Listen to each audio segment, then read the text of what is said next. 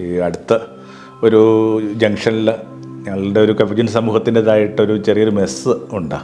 Capuchin mess എന്ന പേരിൽ അറിയപ്പെടുന്നത്. പലയിടങ്ങളിലും ഈ അഞ്ചപ്പം എന്നൊക്കെ പറഞ്ഞ് ഒരു 4-5 ഇടങ്ങളിൽ രൂപപ്പെട്ട ഒന്നതിൻ്റെ ഒരു ആശ്രമവുമായിട്ട് ബന്ധപ്പെട്ട ഒരു അനുബന്ധ മിനിസ്ട്രിയാണ് അത്.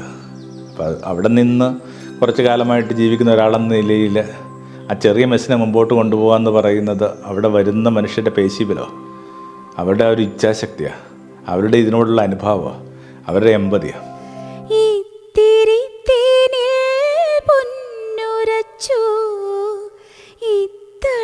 ചുണ്ടിൽ ഞാൻ തൊട്ടുവച്ചു കൊഞ്ചും മൊഴിയിൽ തേനുതീരുമെൻ്റെ പൊന്നിൻ കുടമായി വളര്, പൊന്നിൻ കുടമായി വളര്.